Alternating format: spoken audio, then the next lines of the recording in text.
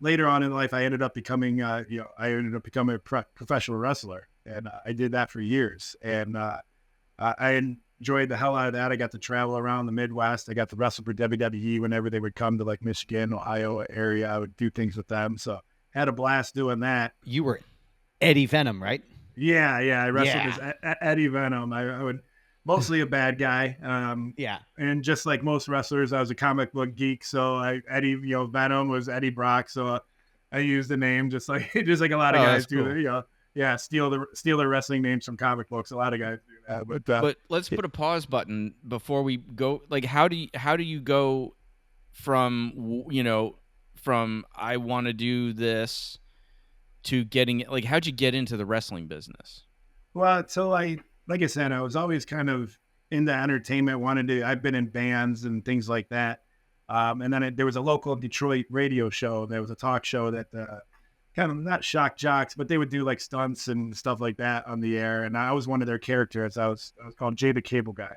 I would do all sorts of things for them. They pepper sprayed me one day. When I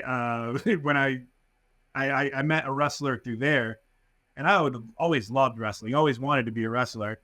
And he invited me out to a show there in local Detroit. He said, yeah, come out and check it out. And I fell in love with it. Even the local shows, even more than the big stuff on WWE, because the local show, you're right there, right, seeing everything. You're 10 feet away and you're right there in the action. Just fell in love with it.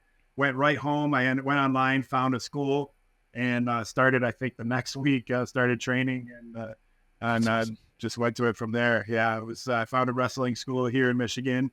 There's a few here, throughout the state and throughout the country, and was able to get trained and trained for about 6 months before I had my first match, and went from there. I wrestled for about 12, 13 years, I think. It's kind of like, I feel the same with MMA. Like, I definitely dig the amateur local shows more. Like, I feel like I know the fighters, I know their stories, they're hungry. Absolutely. You know what I mean?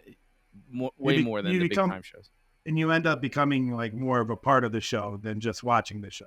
Yeah. That, which is, that was always my thing. That was why I was a decently popular wrestler, because you learn later in your career, it's less about the moves and more about the interaction with the fans. So my interaction with the fans was first and foremost, as opposed to the moves of the, so that's why I was, halfway successful. So, and it's just something that helped me transition into the film industry, being comfortable on camera and being comfortable with fighting and things like that, being comfortable in front of a crowd. That's all, that all helped me, beat into that.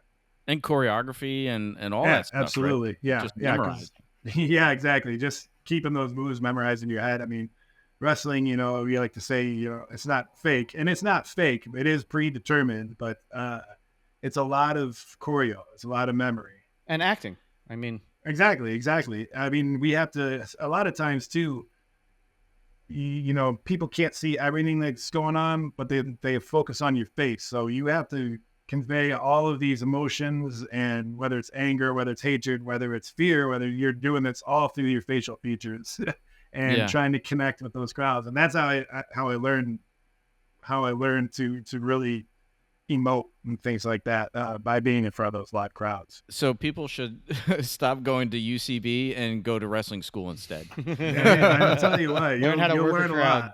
You will learn a lot. Not only how to move, how to control your body too. That's one of the things that I learned with wrestling, how to control your body for how to fall correctly, things like that. But just knowing how you can move your body, control it to make sure that you avoid injury. It's an amazing thing. I wouldn't be where I am without it, let's be honest.